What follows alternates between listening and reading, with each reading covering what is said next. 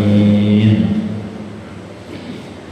Baik, kita lanjutkan kembali pelajaran kitab Nasha'ihul Ibad. Kemarin pada pertemuan sebelumnya kita sedang membahas pesan malaikat Jibril kepada Kangjeng Nabi. Ada 3 pesan. Yang pertama kemarin, isma syi'ta fa innaka mayyitun. Hiduplah semaumu, tapi ingat kamu bakal mati. Ada 2 poin di sini yang harus kita pahami. Pertama, manusia hidup pasti punya kemauan. Disebutnya hawa nafsu. Fitrah manusia pasti punya hawa nafsu. Dan hawa nafsu itu kemarin gak bisa dihilangkan, gak bisa dibunuh, gak bisa. Hanya yang bisa ditaklukkan. Beda sama malaikat yang oleh Allah gak dikasih hawa nafsu. Makanya wajar malaikat mah ibadah terus, gak pernah maksiat, karena memang gak punya hawa nafsu. Kalau kita mah repot, karena sama Allah dititipin hawa nafsu yang harus kita perangi, yang harus kita lawan. Kemarin sudah kita bahas, manusia itu ada 3 makom, 3 tingkat. Yang paling rendah adalah makom nafsu. Orang yang hidupnya ngikutin hawa nafsu itu serendah-rendahnya derajat. Berarti ulaika kal an'am, mereka itu sama kayak binatang kalau hidupnya melulu ngikutin ajakan hawa nafsu. Balhum adol, bahkan lebih buruk dibandingkan binatang. Naudzubillah. Maka yang kedua, tingkatin sama kita dari makom nafsu naik ke makom akal. Karena kita mah beda sama binatang, kita mah dikasih akal. Untuk apa itu akal? Untuk memfilter, untuk membentengi, untuk berpikir, memikirkan apa? Memikirkan setiap ajakan-ajakan hawa nafsu. Jadi kalau nafsu pengen ini, pengen itu, jangan langsung diaminin, jangan langsung diikutin, tapi timbang-timbang dulu pakai akal kita, karena kita mempunyai akal. Ini manfaatnya seperti apa, madorotnya seperti apa, timbang-timbang terus. Kalau sekira-kira ini manfaat, baru kita ikutin, kita kerjain. Tapi kalau malah jadi bahaya, maka walaupun enak kata nafsu, walaupun senang kata nafsu, harus kita lawan kalau kita pengen selamat. Dan yang ketiga, makom manusia tertinggi disebutnya makom ruh. Apa itu makom ruh? Orang-orang yang sudah bisa mengistirahatkan hawa nafsunya. Jadi ini mah udah bukan cuma diikat, tapi udah diistirahatkan. Jadi hidupnya udah nggak ada sedikit pun ngikutin hawa nafsu. Guru saya di Tasik, di Manunjaya, di Miftal Huda, almarhum almaghfurlah wa ajengan Pandi, Allahu yarham, memberikan satu kata-kata bijak, kata-kata hikmah. Kata wajengan bahasa Tasik, bahasa Sunda, hirup ulah sok lempang dina hayang, ulah sok eureun dina embung, tapi kudu lempang dina kudu, kudu eureun dina ulah. Kahartos teh.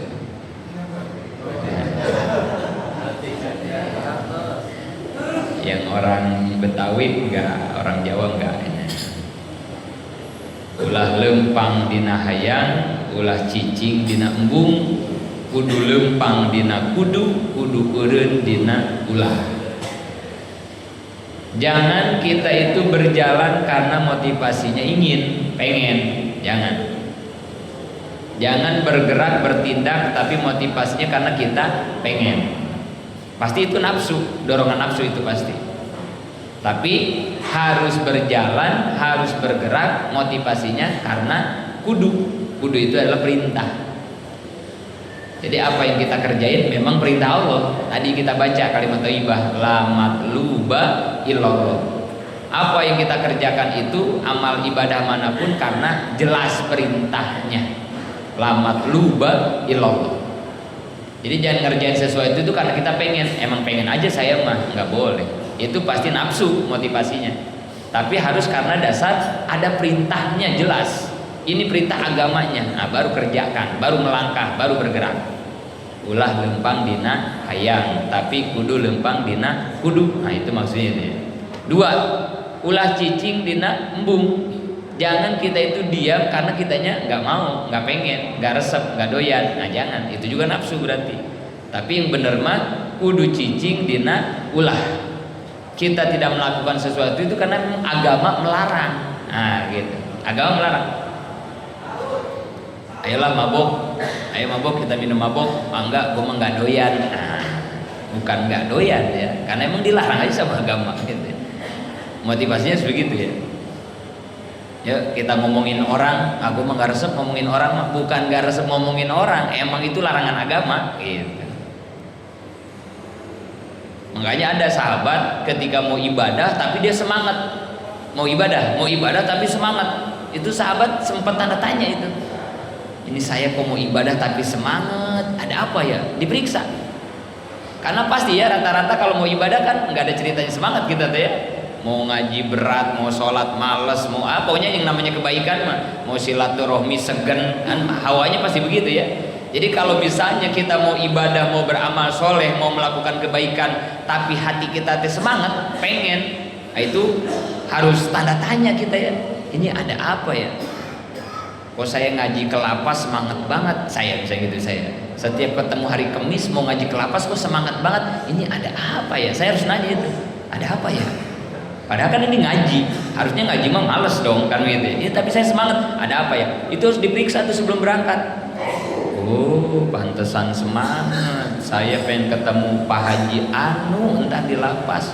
Kemarin soalnya udah ngejanjiin mau ngasih proyek. Gitu. Nah, berarti kan niatnya udah kagak bener kalau gitu. Oh, berarti bukan ngaji lillahi ta'ala itu. Bukan ngaji pengen nyebarin ilmu. Ada tujuan lain berarti ya. Pantesan ngajinya semangat gitu. Itu ya, karena nggak ada ceritanya mau ibadah semangat, nggak ada. Wah, setan nggak main-main. Ini kenapa ini mau ibadah haji, mau ibadah umroh kok semangat banget? Padahal haji umroh itu kan ibadah, kok semangat banget? Ada apa ini? Cari sama kita ya, pelan-pelan kita merenung. Ada apa ya? Kok saya mau hajian semangat banget sih ini? Padahal mahal, padahal capek. Cari sama kita. Oh, ketemu. Oh, pantesan semangat. Saya nanti kalau pulang pengen disebut Bapak Haji. Oh, jadi hajinya pengen nyari gelar. Oh, itu buru-buru tuh kita perbaiki. Lawan, jangan. Haji lillahi ta'ala, ikhlas, bener-bener melaksanakan perintah Allah. Jangan sampai pulang haji nggak disebut Bapak Haji kagak nengok. Kan gitu ya. Dipanggilin nama teh kagak nengok, diem aja ngeloyok gitu ya. Kenapa itu orang dipanggilin? Kata temennya, dia kan udah ibadah haji katanya, pakai haji manggilnya, mahal itu 57 juta katanya. Wah, jangan ya, jangan. Udah haji mau dipanggil nama, udah haji ya terserah kan itu ya. Biasa aja kita mah ya. Jangan ya. Jadi harus diperiksa gitu ya, harus diperiksa. Karena lagi-lagi gitu ya, nafsu itu selalu pasti nggak pernah ridho kalau kita melakukan kebaikan, nggak pernah. Lagi pacaran makan sama pacar indah kan gitu ya. Begitu udah nikah, masya Allah, ngobrol udah semaunya, jalan udah semaunya. Pokoknya gampang banget ya nyiriin orang yang udah nikah sama yang belum nikah kalau lagi nongkrong gitu ya di warung apa itu. Pokoknya kelihatan dari wajahnya gitu. Oh ini mah masih pacaran. Oh ini udah suami istri. Dari mukanya gitu beda gitu ya. Laki bini mah beda. Tapi kalau lagi pacaran mau udah pada tua nih, udah tua, tapi kelihatan ya ini masih pacaran ya. Emang beda banget ya, setan emang luar biasa dah ya, menggoda kitanya ya. Dibikin indah aja lagi pacaran ya, indah aja. Tapi kalau udah nikah udah halal, pengennya teh marah aja ya, berantem aja, nyentak aja pengennya teh ya. Lelet banget. Lah kalau udah nikah begitu. Begitu doang kayak kagak becus. Aduh. Kalau lagi pacaran mah udah sini sama ayang, udah udah apa aja dah kan itu ya, udah indah aja. Motor mogok yang didorong berdua indah banget lagi pacaran mah ya. Tapi kalau udah nikah ngamuk ke bininya, ini si ibu mau suruh dibeliin bensin dari tadi, bukan dia jadi mogok. Udah. Kalau udah nikah begitu, bini abis disalahin sama kita. Ya kalau lagi pacaran mah indah aja, setan luar biasa. Itu ya. Jadi guru wajengan tuh sempat ngasih nasihat begitu. Hati-hati, cek hati, cek niat, cek langkah, jangan sampai ditumpangi oleh kepentingan nafsu gitu. Karena tadi prinsipnya ulah lempang dina hayang, ulah eureun dina dina embung, tapi kudu lempang dina kudu eureun dina ulah gitu. Kita bergerak motivasinya satu karena ini perintah agama. Kita tidak mengerjakan sesuatu motivasinya justru satu karena ini adalah larangan agama. Nah, gitu. Bukan kagak doyan, bukan karena enggak hobi, bukan gitu. Motivasinya. Itu kemarin begitu ya, kita sedang ngebahas tentang bahwa manusia itu sama Allah dikasih hawa nafsu. Hawa nafsu itu nggak bisa dimatikan, nggak bisa dihilangkan. Yang ada hanya ditaklukkan dengan akal dan ruhani kita, gitu ya, ruhani kita. Kemudian kemarin kita sudah ngebahas poin yang kedua. Kenapa hidup itu jangan melulu ngikutin hawa nafsu? Karena ingat kita ini bakal mati, gitu. Karena orang yang hidupnya ngikutin hawa nafsu hasilnya cuma satu, celaka, sengsara, menyesal, rugi, hancur. Udah itu aja. Suruh minum yang pahit mah kagak doyan, nggak pernah mau minum yang pahit. Padahal itu menyehatkan. Minumannya teteh pucuk, sirup, ekstra jos, yang kayak begitu aja yang enak-enak. Kuatnya cuma berapa tahun? Paling kuat ke 10 tahun. Kesononya gagal ginjal, kesononya diabetes. Karena hidup melulu pengen yang manis-manis. Gak mau tuh minum yang pahit-pahit mah, godogan-godogan jamu gak mau. Padahal itu pahit di awal tapi menyehatkan, nyegerin badan kita puluhan tahun. Apa aja dimakan, daging kambing, daging ayam, udah apa aja, duren, udah apa aja dimasukin ke perut. Darah tinggi ujungnya teh, kolesterol, udah segala macam penyakit. Nggak mau itu nahan-nahan begitu teh, nafsunya diikutin mulu. Maka orang yang ngikutin hawa nafsu hasilnya cuma satu, rugi, celaka, hancur, menyesal. Udah, nggak ada bahagianya. Maka di sini dikatakan, ingat, jangan melulu hidup ngikutin hawa nafsu karena kamu bakal mati. Apa itu mati? Awal dari kehidupan kita yang abadi. Mati itu sebetulnya ya, disitulah kehidupan sebenarnya dimulai. Ya. Kalau ini mah kan fata morgana, ini mah alam dunia maka disebutnya fata morgana, lahun walaibun, wamal hayatud dunya illa mataul gurur, lahun walaibun. Kehidupan dunia itu hanya fata morgana, permainan, hanya senda gurau, hanya tipu-tipu, kan begitu ya. Kata yang jadi ustadz enak kalau jadi pengusaha, kata yang jadi pengusaha enak kalau jadi ustadz, kata yang PNS enak kalau pedagang, kata yang dagang enak kalau jadi PNS. Begitu aja udah kehidupan dunia mah, saling sangka. Padahal kalau udah dialamin mah nggak ada yang enak ini, yang manapun nggak ada. Namanya juga fata morgana, dilihat dari jauh mah kayak ada, begitu disamperin mah kagak ada, nggak ada. Enak banget ya dia, rumahnya mewah, mobil 4, bini 4, kayaknya enak banget ya, perusahaan di mana-mana. Kata kita ya, kata kita. Padahal kalau kita jadi dia, kata dia apa? Enak jadi orang miskin ya, yang punya motor butut, mau tidur tinggal morok, nggak mikirin motor dimasukin dulu dikunci. Nah dia yang bandanya banyak, jam 11 masih bangun aja. Mana ini ya, ada bunyi dikit dia bangun. Orang kaya mah ya takut ada segala macam. Kita mah mau ngeglotrak, mau apa, morok aja kita, mau ngambil apa di rumah saya, nggak ada apa-apa kan gitu. Jadi hanya prasangka doang.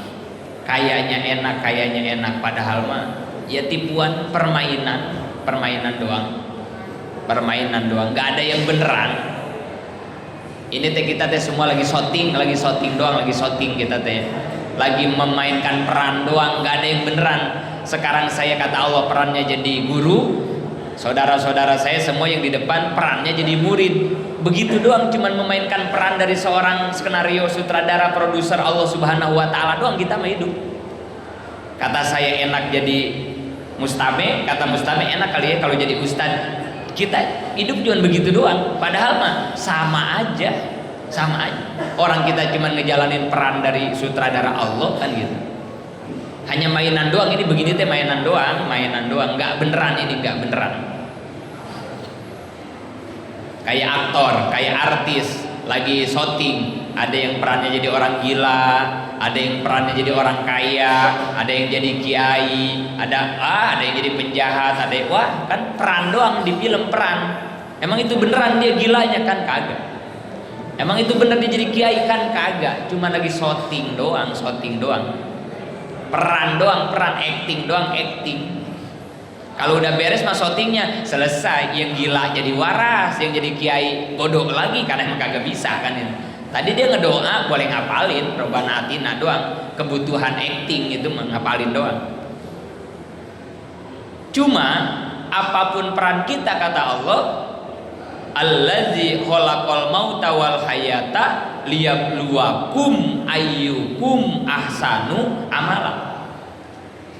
Takdir jalanin aja karena itu peran kalian kata Allah. Tapi dengan peran yang kalian lakukan, berperanlah dengan profesional karena nanti aku menilai ayyukum ahsanu amala. Siapa di antara kalian yang aktingnya, yang perannya paling terbaik. Nanti dikasih SCTP award nanti sama Allah di akhirat. Ada penghargaannya nanti. Ini pendatang terbaru yang paling, ya kan begitu ya, kayak SCTP award. Nanti di akhirat juga sama. Ini adalah pemeran orang miskin di dunia yang paling hebat. Nah, nanti ada juaranya. Oh, ini juara ulama yang paling ikhlas. Oh, ini juara orang kaya yang paling dermawan. Ada nanti di akhirat. Ada penghargaannya itu, ada pengumumannya ada. Ayyukum ahsanu amala. Karena Allah sekarang lagi nyari, lagi memfilter, lagi mencari Allah sekarang. Gak usah sirik ketika syuting. Kenapa gue dijadiin orang gila ya? Kan gue waras. Kenapa gue dijadiin orang miskin ya? Enak kali ya kalau dia tuh yang jadi orang kaya, jadi bosnya. Gak usah begitu, gak usah sirik. Kalau lagi syuting, mah syuting aja, acting aja, acting. Yang bagus actingnya. Yang jadi orang gila, yang bagus jadi orang gilanya.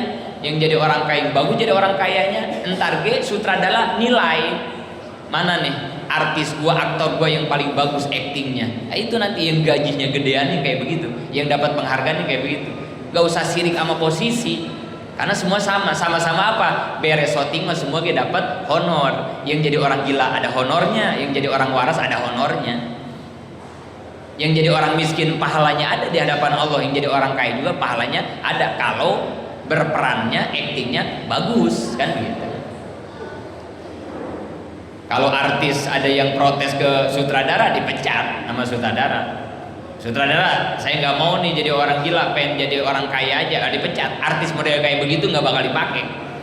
Kita aja sama, ditakdirin jadi orang miskin, pengen jadi orang kaya, bisa dipecat nanti kita sama Allah. Malam yardo biqodoi walam yasbir ala balai pal yahruj minad dunya pal yajtahid robban siwai. Orang yang gak ridho terhadap ketentuanku, orang yang gak sabar terhadap balaiku, keluar dari muka bumiku kata Allah. Cari lagi Tuhan selain aku. Bayangin, diusir kita, di ultimatum sama Allah langsung. Diusir dari Bekasi bisa pindah ke Garut gitu ya. Tapi kalau sama Allah diusir dari muka bumi ini, mau ke muka bumi mana lagi yang bukan milik Allah? Lillahi mulkus samawati wal ar. Langit bumi alam semesta milik Allah. Diusir sama Allah dari alam semestanya, mau pindah kemana? Kalau artis diusir sama satu sutradara misalnya dari PH film ini, masih banyak PH film yang lain, masih banyak. Kalau artis mah ya. Lah kalau kita diusir sama Allah mau gimana? Artinya apa? Jangan suka protes terhadap ketentuan-ketentuan yang Allah tetapkan kepada kita. Toh semua ketentuan Allah itu baik. Wa ma khalaqta haza batila subhanaka faqina azabannar. Gak ada yang buruk, Apa hasibtum annama khalaqnakum abasa? Jangan kau kira aku menciptakan sesuatu itu hanya main-main. Gak ada, Allah mah gak ada yang main-main, gak iseng-iseng Allah. Semuanya mengandung hikmah, semuanya mengandung rahasia. Terima aja, terima. Dikasih sakit, dikasih sehat, dikasih kaya, dikasih miskin, dikasih bahagia, dikasih, semuanya terima aja. Karena semua takdir Allah, gak ada yang buruk. Sutradara ngasih peran, terima aja, terima. Peran jadi orang gila, terima. Jadi orang kaya, terima aja. Karena ujungnya juga sama-sama dapat honor, sama-sama. Walaupun dia jadi orang kaya, kalau perannya jelek gak dapat SCTP Award. Tapi walaupun dia jadi orang gila, perannya jadi malampir perannya. Tapi kalau perannya bagus, malah dia nanti yang jadi penghargaan. Galak, judes, jahat, antagonis, tapi kalau perannya keren, nanti juga dia bakal dapat penghargaan.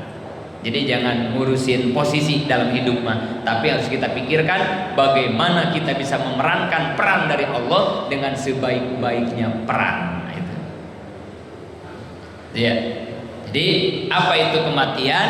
Mati adalah hidup yang sebenarnya.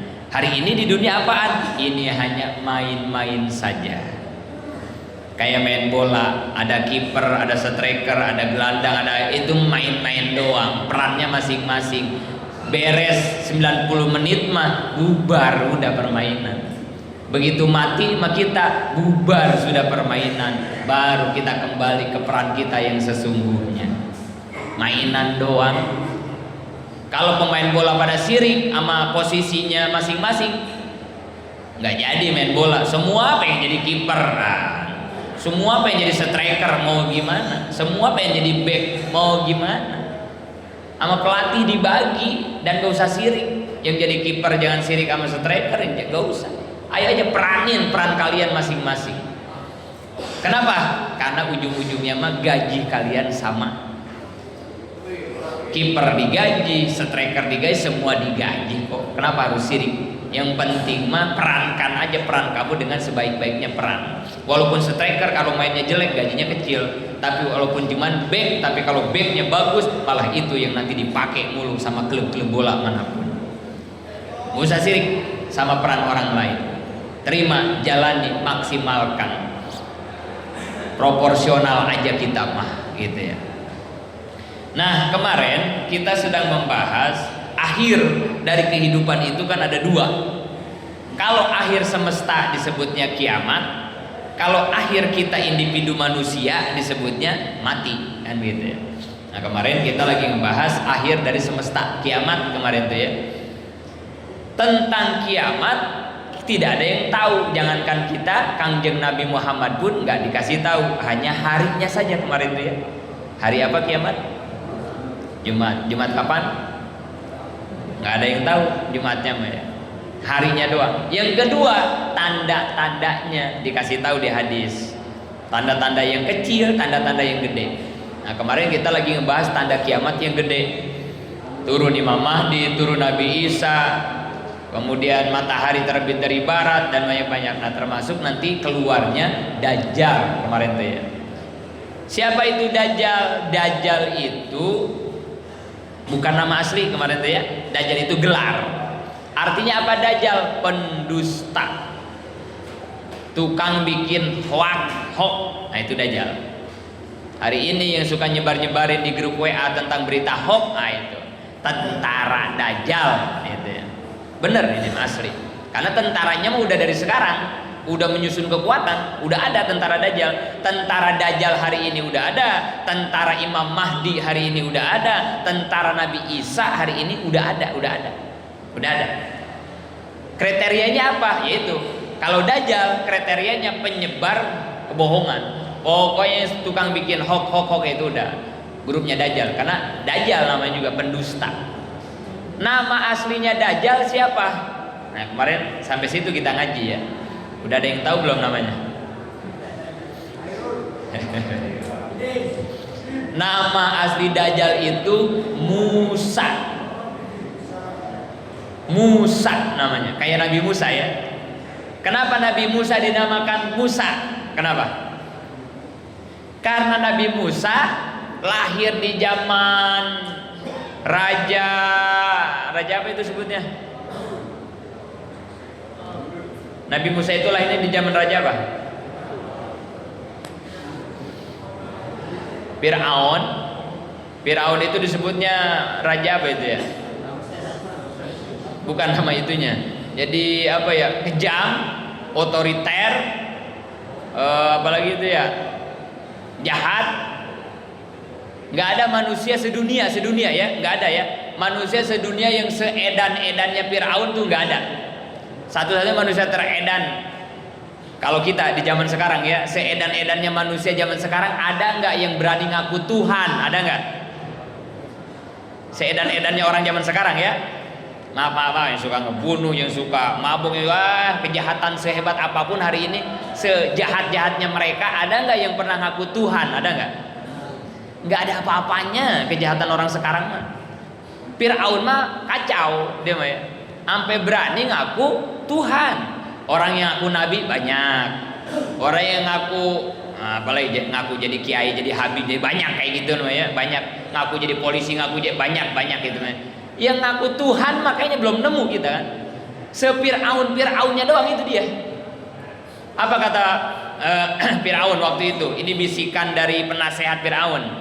Kerajaanmu akan hancur oleh seorang laki-laki.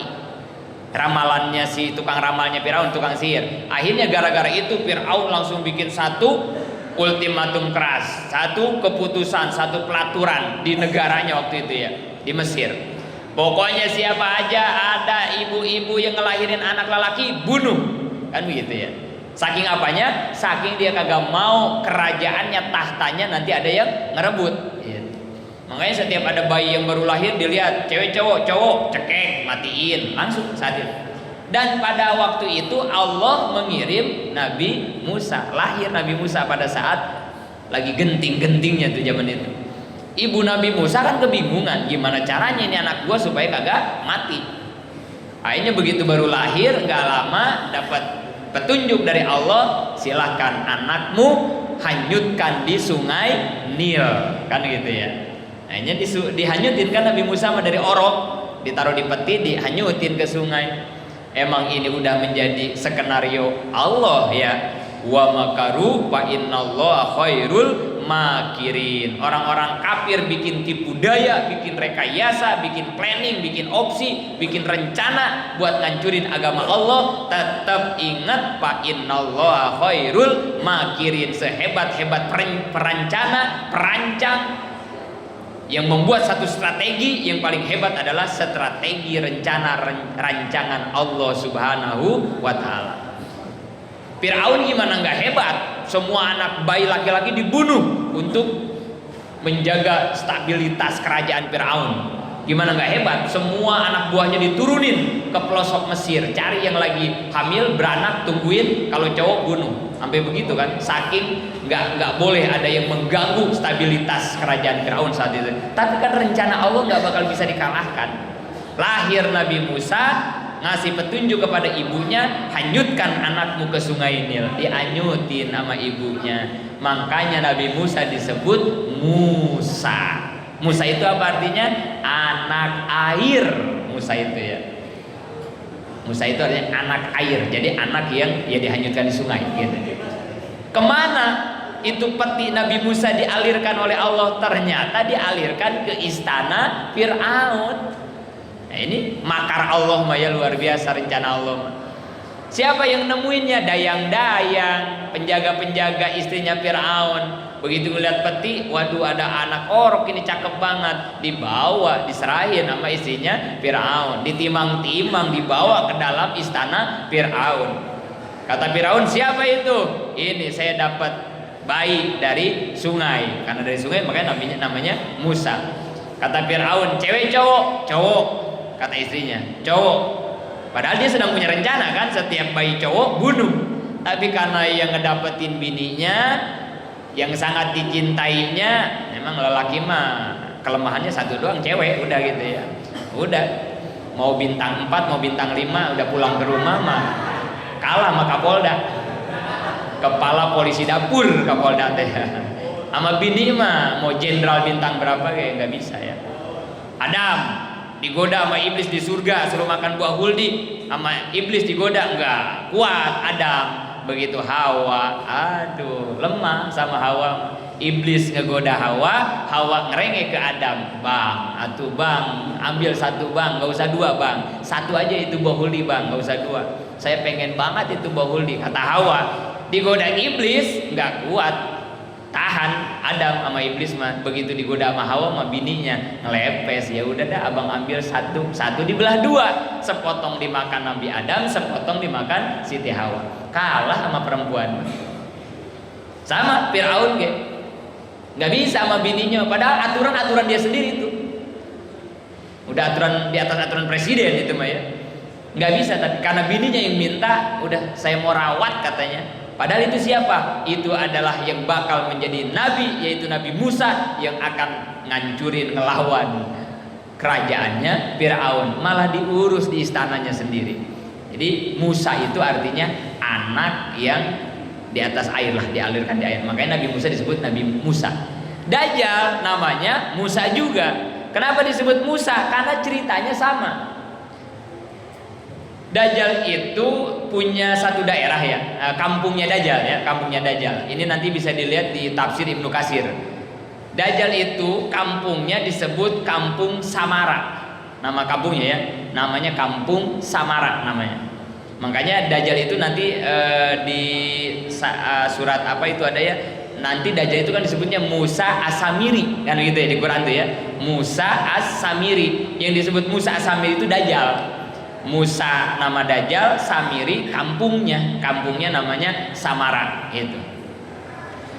Jadi dulu ini ibu bapaknya Dajjal lama nggak punya anak setelah nikah nih, lama nggak punya anak, puluhan tahun, mandul lah mandul. Udah nyariat kemana aja pokoknya mah, nggak hamil ibu bapaknya Dajjal. Sampai suatu saat dia ketemulah sama seseorang. Padahal seseorang ini adalah setan iblis yang menyerupai manusia. Ketemu sama bapaknya si Dajjal. Kata orang ini, kata si iblis, udah jadi orang tapi menyerupai orang. Kalau kamu pengen punya anak, kamu harus hubungan badan di sono. Dia nunjukin satu kuil, satu tempat ibadahnya orang-orang kafir, orang-orang majusi, wihara lah kayak begitu ya, kelenteng. Kamu di situ hubungan badan sama istri kamu, nanti dijamin kalau kamu hubungan badan pasti kamu punya anak. Orang kalau udah panik, orang kalau udah kesemsem, orang kalau udah pengen, udah nggak ngelihat kanan kiri halal haram segala macam kan begitu ya, karena pengen punya anak segala cara udah. Jadi hal-hal kayak begitu kayaknya dilakonin, dikerjain sama ibu bapaknya Dajjal. Hubungan badan lah di kuil tersebut. Begitu hubungan badan, emang setan yang udah ngajarin, maka setan juga di sana udah siap. Begitu hubungan badan, setan ikut hubungan badan sama istrinya. Dan sebelum si bapaknya menyetubuhi, setan udah duluan. Akhirnya air mani yang masuk ke ibunya Dajjal bukan air mani bapaknya, tapi malah air mani si setan tadi, si iblis. Makanya nanti kenapa Dajjal jadi manusia paling laknatullah se-alam raya gitu ya, karena bukan anak orang, ya anak manusia sebetulnya ya, tapi air maninya udah terkontaminasi itu dengan air mani iblis tadi. Bener, nggak lama dia hubungan badan, nggak lama hamil, ibunya hamil, sampai akhirnya lahir si Dajjal manusia. Dajjal itu manusia, lahir si Dajjal, diurusin. Nah, suatu saat Kampung Samara dilanda banjir bandang, banjir besar Kampung Samara itu.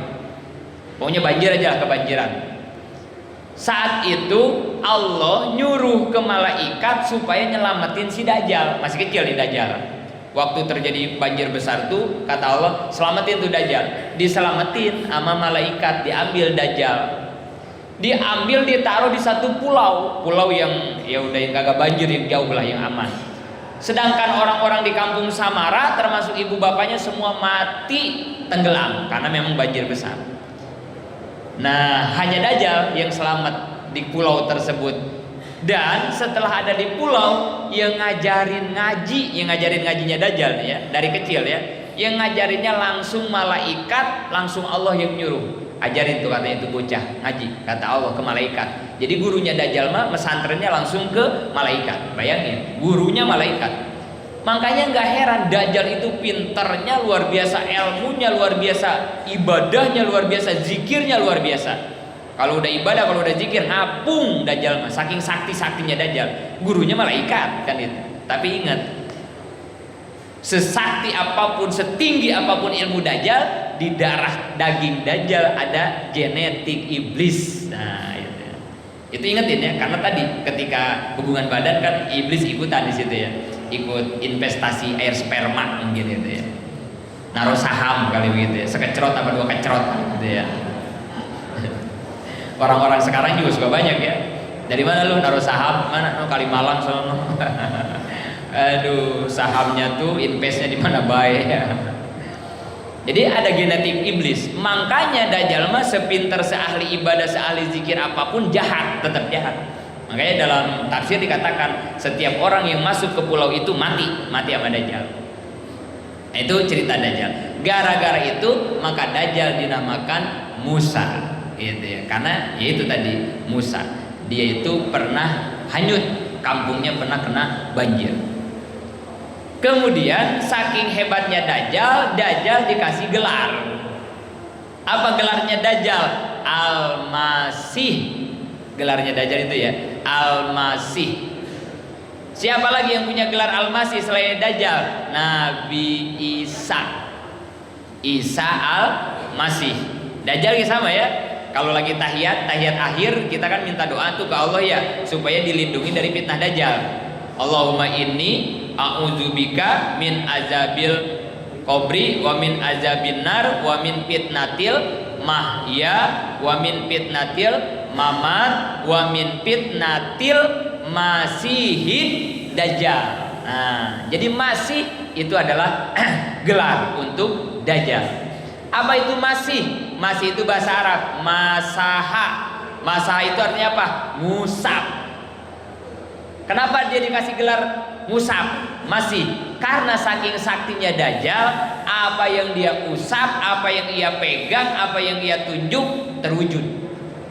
Ini sakti-saktinya Dajjal. Orang sakit usap sembuh, orang stroke usap lari, orang buta usap ngeliat. Pokoknya Dajjal. Hujan kemarau panjang, langit ditunjuk langsung hujan. Ini saktinya Dajjal. Orang gurunya malaikat kan itu ya. Pokoknya sakti banget udah Dajjal mah ya. Nggak ada yang bisa ngalahin. Nabi Musa juga sama. Nabi Musa kan begitu, mujizatnya ya. Apa yang dipegang sama Nabi Musa termasuk kuburan kan ya, orang mati ya. Waktu itu diusap sama Nabi Isa bangun. Nah, itu mujizat Nabi Isa. Makanya nanti nih tanda kiamat yang gede, yang bisa ngalahin Dajjal cuma satu, yang ilmunya sepadan sama Dajjal. Kangjeng Nabi Muhammad bisa gak ngalahin Dajjal? Gak bisa. Imam Mahdi itu kan sakti, keren, hebat. Bisa gak ngalahin Dajjal? Gak bisa. Yang bisa ngalahin Dajjal nanti hanya Nabi Isa. Kenapa? Karena sepadan sama-sama punya titel Al-Masih. Nah, gitu. Nah, nanti turun Imam Mahdi, turun Nabi Isa, turun Dajjal, sampai nanti Dajjal mati di tangan Nabi Isa. Kemudian gak lama nanti Islam jaya kembali, dunia sejahtera kembali di akhir zaman, sampai nanti akhirnya Nabi Isa meninggal dunia. Nabi Isa gak lama, dalam hadis itu hanya beberapa tahun mimpin alam dunia ini, kemudian meninggal. Dan perlu diketahui juga nanti Nabi Isa itu dimakamkan di pinggir makom Kangjeng Nabi Muhammad di Madinah. Jadi kan sekarang di Madinah itu ya makom Nabi itu kan ada 3 sekarang ya, Kangjeng Nabi, Abu Bakar, sama Sayyidina Umar. Itu ya. Nah itu makam itu kan adanya di kamarnya Siti Aisyah ya. Itu kan rumah Siti Aisyah dulunya ya, kamarnya hujroh Aisyah. Nah di pinggir Kangjeng Nabi itu masih ada lahan kosong sedikit, masih ada itu. Kalau dilihat sekarang ya masih ada. Kalau kita bisa masuk mah ya. Nah itu untuk siapa? Itu nanti untuk memakamin Nabi Isa. Nanti di sana Nabi Isa dimakaminnya di pinggir Nabi Muhammad. Nah setelah Nabi Isa wafat, baru nanti tanda-tanda kiamat yang semakin dekat terjadi. Gelap sama 40 hari 40 malam. Orang kafir, orang mukmin ada stempelnya masing-masing. Hujan, udah deket-deket itu Maya, sampai nanti matahari terbit dari barat. Nah, baru itu terjadi kiamat besar. Dan tidak akan terjadi kiamat kecuali orang mukmin mati. Jadi nanti orang mukmin mati dulu, terakhir mati itu adalah dengan tiupan angin yang lembut, dalam hadis itu begitu ya. Jadi kalau ada orang yang beriman kena angin itu mati aja. Jadi yang tersisa di alam dunia nanti pas kiamat hanya orang-orang kafir doang. Termasuk nanti yang terakhir mati itu adalah malaikat Ijroil. Nah, jadi setelah mau kiamat, orang kafir mau kiamat, mau hancur semua, nah terakhir nanti yang mati adalah malaikat Ijroil, pencabut nyawa. Karena kiamat gak boleh ada yang hidup. Malaikat Ijroil sempat nanya ke Allah, ya Allah, ini saya tinggal sendirian, ini gimana, ini saya mati apa gimana? Kata Allah, mati, kiamat gak boleh ada yang hidup, mati. Terus saya matinya gimana? Cabut sendiri. Orang dia tukang nyabut nyawa kan gitu ya, cabut sendiri. Ya kirain mau dicabutin sama Allah kali begitu ya, enggak, kata Allah cabut sendiri. Begitu dicabut sama dia, malaikat Ijroil nih, begitu nyabut nyawa dia ya, nyabut sendiri dia makan, dicabut ya sendiri kan pelan-pelan pasti ya. Sakitnya kan luar biasa ya, sakarat itu nggak ada lagi yang paling sakit di alam dunia kecuali kejadian sakarat ya. Sakitnya luar biasa, nyawa dicabut itu kan. Banyak ya ibarat sakarat itu ya, kayak kulit kita ya, dari jempol kaki dikelet kulit kita tuh ya, dikelet sampai ujung ubun. Bisa dibayangin kayak apa sakitnya. Ada lagi yang kayak sakarat itu kayak masukin duri salak dari dubur, ditarik ke ucus, ditarik ke polok, udah segala macam dah itu ya, tergantung amalnya. Malaikat Ijroil sama sakit. Begitu sakit, apa kata malaikat Ijroil? Ya Allah, ternyata sakaratnya sakit ya. Kata dia begitu deh. Dia baru ngeh, berarti ini baru mudeng, dia baru ngerasain. Tahu begini mah gua dulu nyabutin nyawa orang pelan-pelan, katanya gitu kata dia ya. Tapi kan udah terlambat ya, orang udah mati semua, orang-orang tinggal dia doang sendirian ya. Itu dia baru ngerasain sakitnya sakarat itu ketika dia nyabut nyawanya sendiri. Sakit luar biasa. Makanya Nabi ngajarin ke kita ya doa, Allahumma hawwin alaina fi sakaratil maut. Ya Allah, ringankan kami nanti ketika menghadapi sakaratil maut. Karena sakitnya nggak ada. Apa buktinya sakit sakarat? Nggak ada yang sakit dunia sampai mati kecuali sakarat ya. Sakit gigi, sakit banget sakit gigi. Nggak ada orang sakit gigi sampai mati, nggak ada kan itu ya. Migrain sakit nggak mati ya. Apalagi ya nggak semua yang sakit di dunia itu mematikan nggak ya. Tapi kalau sakitnya sakarat, nggak ada ceritanya orang sakarat hidup lagi, nggak ada. Pokoknya kalau udah sakarat pasti mati aja, pasti itu mah. Ada di saya Pak Ustadz udah dimandiin hidup lagi, berarti belum mati itu mah ya. Disebutnya kalau di kita mah apa? Mati suri ya, mati suri kan gitu ya. Ya itu berarti dia belum mati, koma kali gitu ya. Cuman kata kita mati, mandiin aja kan gitu ya. Ada yang udah di keranda, dibawa ke kuburan, gerebek hidup lagi kan gitu ya. Tapi kalau udah dikubur hidup lagi mah nggak ada ya.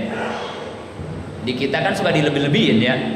Udah 3 hari katanya dikubur, balik lagi ke rumahnya, nggak ada. Dia nggak dikasih pacul, itu dikubur nggak dikasih pacul dia. Lah emang itu tanah cetek semeter itu ya, kita kubur orang semeter ya. Kalau dia ngegali dari lubang lahat, mau dibuang kemana tanahnya? Mau dibuang kemana? Nggak ada, udah dikubur hidup lagi. Lagian ngap, nggak ada oksigen. Walaupun dia hidup lagi di kuburan, paling kuat kayak kali sejam kali ya, mati lagi, ngap kan gitu ya, mati lagi. Jadi kalau hidup lagi dimandiin kita percaya, hidup lagi dibawa ke kuburan kita percaya. Jangan dilebihin ceritanya. Maksudnya udah 3 hari dikubur katanya hidup lagi, Pak Ustadz balik ke rumahnya. Enggak ada itu man. Dia nggak bawa pacul, nggak bawa sekop ke kuburan, dia nggak bawa oksigen, ya mati pasti teman, pasti mati itu menganggapnya. Dia, nah jadi nanti terakhir Ijroil mati, kiamat, terjadilah kiamat. Nah itu akhir dari alam semesta. Yang kedua, akhir dari kehidupan manusia, disebutnya mati. Nah ini mati yang ini nih, yang akan kita bahas tentang matinya kita gitu ya. Tapi karena udah jam 11, Cadong kadang datang lagi tuh Cadong, kadang datang Cadong ya. Kita lanjutkan pembahasan mati Kemis besok. Karena kenapa kita penting tahu mati? Karena selama ini orang banyak yang lupa terhadap mati. Karena sering ngelupain mati, akhirnya dia jarang cari bekal buat menghadapi mati kan. Nah, gimana caranya supaya kita bisa tahu tentang masalah kematian? Paling enggak kita selalu ingat terhadap kematian. Nah, insya Allah Kamis depan kita bahas. Mudah-mudahan manfaat. Amin. Ya Allah.